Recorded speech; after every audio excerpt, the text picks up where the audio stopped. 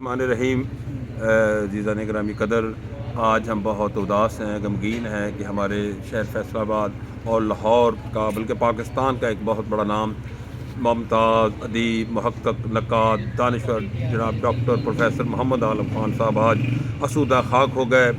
आज हम उन्हें माँ बेटा कब्रस्तान मोहल्ला शरीफपुरा फैसलाबाद की ज़मीन में पैबंद खाक करके आए हैं। उनके दौलत कदा पर बैठे हैं, दीगर अहबाब भी बैठे हैं। मेरे साथ इस वक्त मेरे उस्ताद ग्रामी डॉक्टर मोहम्मद आलम ख़ान अलैहि रहमा के दरीना खादम जनाब मुख्तार अहमद साहब बैठे हैं। ये आखिरी वक्त उनके साथ ही थे जब उन्होंने इनकी रूह परवाज़ की तो जाकर उन्होंने देखा तो वो फौत हो चुके थे। तो मुख्तार भाई आप बताएं उनकी तबीयत कैसी थी, आपके साथ क्या साल का प्यार तबीयत 3 दिन ਦੀ ਖਰਾਬ ਸੀ।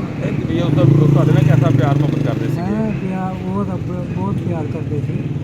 कोई गल होनी मैंने दसनी, कोई चीज़ लैनी, मैं कोट है या सूट है मैं पाना है, मैनू इस्त्री करके दे। सन कॉलेज मीटिंग सी कल, अच्छी सर। हाँ कहते सी मैनू तैयार करके भेजना है। मैं कहा साल फिर थोड़ी तो तबीयत खराब है तो तुसी नहीं जाना। कहते नहीं मुख्तार मेरी जरूरी मीटिंग है मैं जाना है। तो कल सुबह जल्दी पहुँच जाई, मैनू तैयार करके तो तू भेजना है।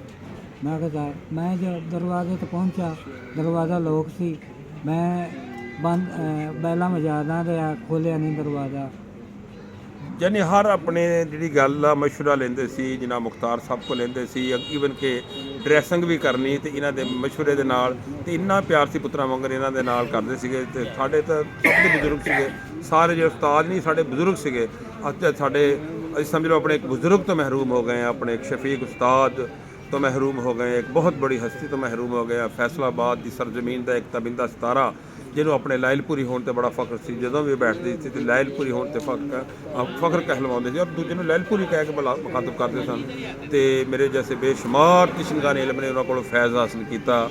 तो मैं समझा ऐसे यगाना रोज़गार फाजल अदीब रोज़ रोज़ पैदा नहीं होंगे।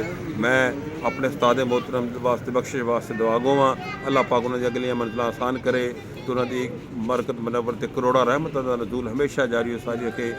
मुख्तार साहब अल्लाह ताला तुहानू जज़ाए खैर देवे। तुसीं साडे उस्ताद मोहतरम दी एक इतने दरवेश मनश शख्सियत दा इन्नी खिदमत की।